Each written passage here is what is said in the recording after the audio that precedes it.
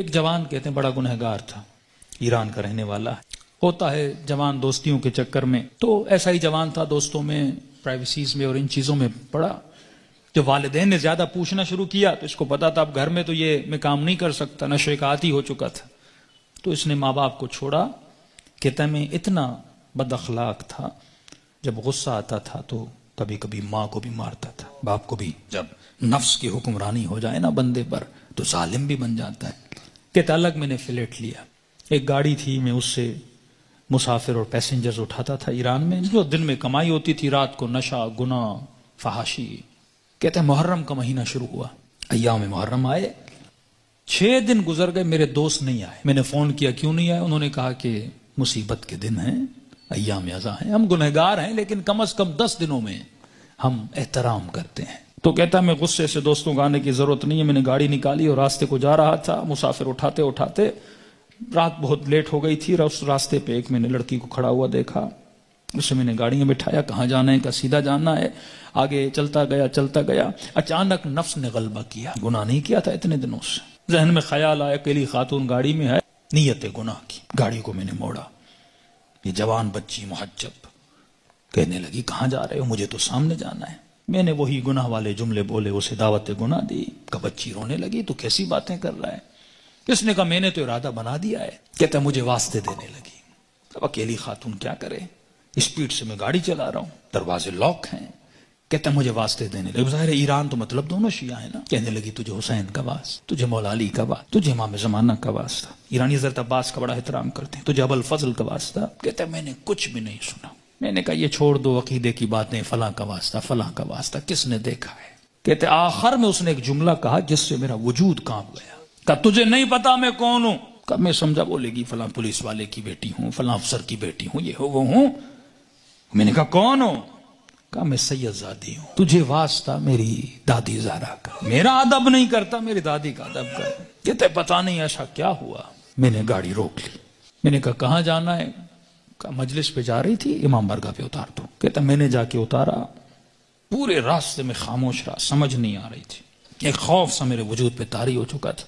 کہتا یہ خاتون گاڑی سے اتری اور جب جانے لگی تو مجھے کہنے لگی کہ اے جواں میں مجلس میں جا رہی ہوں، تیرے لیے دعا کروں گی، تو گناہ کرنے پہ آتا، تجھے کون روکتا؟ میں اپنی دادی زہرا سے تیری سفارش کروں۔ میں نے سارے واسطے دیے، تو روکا نہیں، لیکن جب تم نے میری دادی کا نام سنا تو رک گیا۔ اہل بیت فرماتے ہیں ہم بڑا احترام کرتے ہیں اس بندے کا جو ہماری دادی کا احترام کرے۔ یہ جوان کہتا ہے میرے وجود میں گویا ایک انقلاب سے، ایک عجیب سی سچویشن تھی، بس دل کر رہا تھا میں روں۔ کہتا جہاں میں نے اس کو اتارا تھا وہ میرا محلہ تھا، میرے ماں باپ کا گھر تھا، کئی عرصے سے میں آیا نہیں ان کو دیکھنے کے لیے۔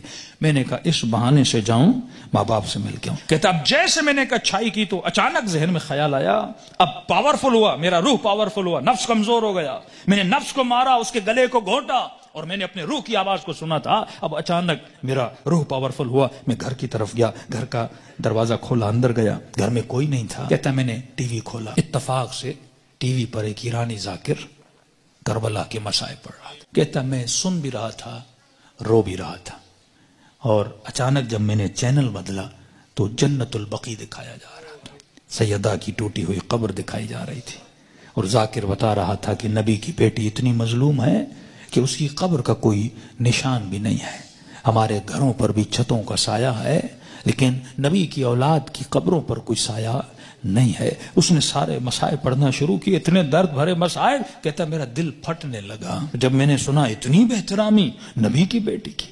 تو کہنے لگا سیدہ میں اتنا بڑا گنہگار ہوں لیکن میں نے آپ کی بیٹی کا احترام کیا، ایسے تھے جنہوں نے نبی کی بیٹی کا احترام نہیں کیا۔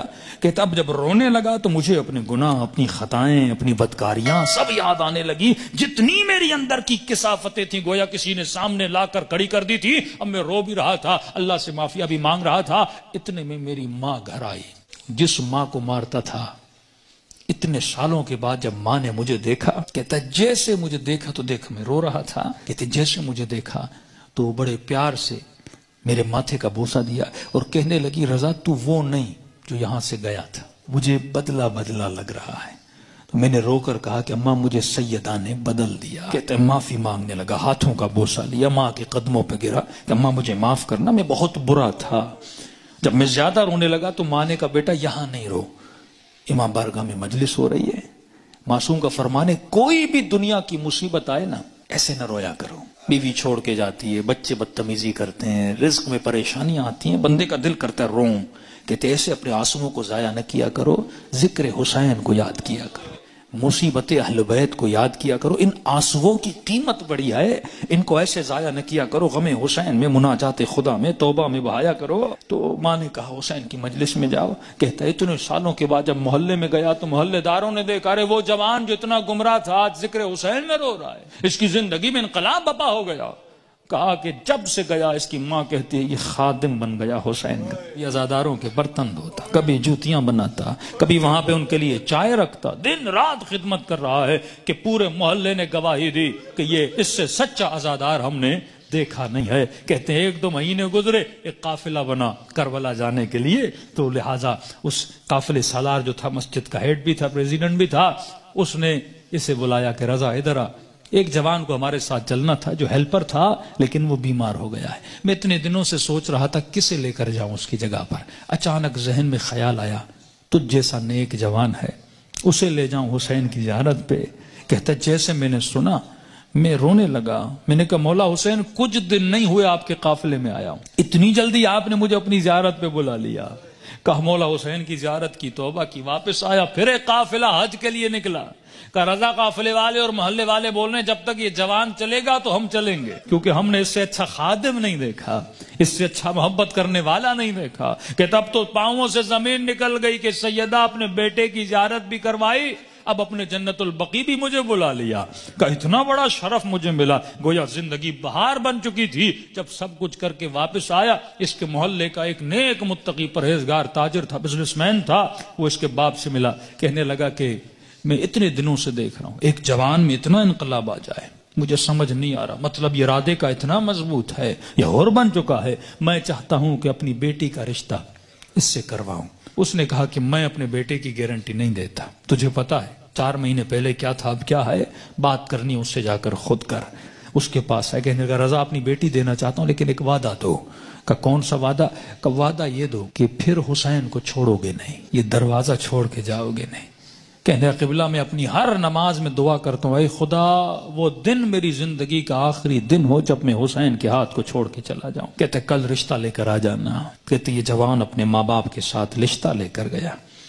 جب اس کے گھر میں داخل ہو، ایران میں رسم ہے جس بچی کا رشتہ لینے جاتے ہیں وہ چائے لے کر آتی ہے، وہ بچی چائے لے کر آئی، جیسے اس جوان نے کپ اٹھایا اس بچی کی نگاہ اس کے چہرے پر پڑی، کہتے ہیں ہاتھ سے وہ ٹریل گرا اور چیخ مار کے بے ہوش ہو گئی، کمرے میں لے گئے، بڑی دیر کے بعد ہوش میں آئی، اور جیسے ہوش میں آئی زار و قطع رونے لگی، اور اس کی زبان پر بس ایک ہی نام تھا، یا فاطمہ الزہرا، یا فاطمہ الزہرا۔ ماں پریشان، بیٹی رو کیوں رہی ہو؟ ایسا کیا دیکھا؟ یہ جوان پریشان، اس کے ماں باپ پریشان، ایسا کیا ہوا؟